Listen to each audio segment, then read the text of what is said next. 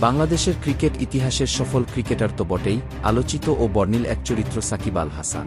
২২ গজে দীর্ঘদিন রাজত্ব করেছেন তিনি। তবে রাজনীতির ক্যারিয়ারটা ক্রিকেটের মতো দাপুটে হল না বিশ্বসেরা এই অলরাউন্ডারের। রাজনীতিতে নাম লেখানোটাই এখন তার জন্য কাল হয়ে দাঁড়িয়েছে। সর্বশেষ জাতীয় সংসদ নির্বাচনে আওয়ামী লীগ মনোনীত প্রার্থী হিসেবে সংসদ সদস্য নির্বাচিত হয়েছিলেন তিনি। তবে মাত্র ৭ মাসের মাথায় গণ আন্দোলনের মুখে পতন হয়েছে সেই সরকারের। ফর্মটাও তার পক্ষে কথা বলছে না আগের মতো।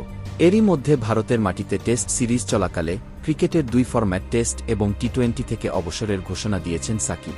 আগামীকাল শুক্রবার থেকে শুরু হবে ভারতের বিপক্ষে বাংলাদেশের সিরিজের দ্বিতীয় ও শেষ টেস্ট। তার আগে বৃহস্পতিবার কানপুরে বাংলাদেশের তারকা অলরাউন্ডার জানিয়ে দিলেন, টি-20তে নিজের শেষ ম্যাচটা এরই মধ্যে খেলে ফেলেছেন তিনি। টেস্ট ক্রিকেটের বিদায়টা তিনি নেবেন দেশের মাটি থেকে।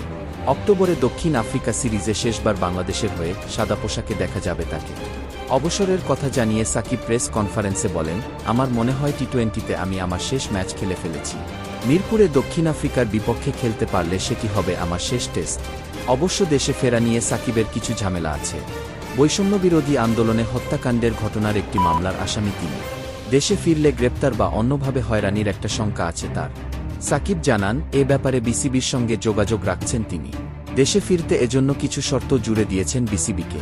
সাকিব বলেন, আমি যেন গিয়ে খেলতে পারি এবং নিরাপদ অনুভব করি। যখন দেশের বাইরে আসার দরকার হবে, দেশের বাইরে আসতেও যেন আমার কোনো সমস্যা না হয়। বোর্ড খেয়াল রাখছে, বিষয়গুলোর সঙ্গে যারা জড়িত তারা দেখছেন। তারা হয়তো আমাকে একটা সিদ্ধান্ত দেবেন যেটার ভিত্তিতে আমি দেশে গিয়ে খুব ভালোভাবে খেলে অন্তত টেস্ট ক্রিকেটটা ছাড়তে পারব। দেশের মাটিতে টেস্ট ক্রিকেটকে বিদায় জানানো প্রসঙ্গে সাকিব বলেন, আমার কাছে দেশের সমর্থকদের সামনে টেস্ট ক্যারিয়ার শেষ করাটা উপযুক্ত হবে বলে মনে হচ্ছে।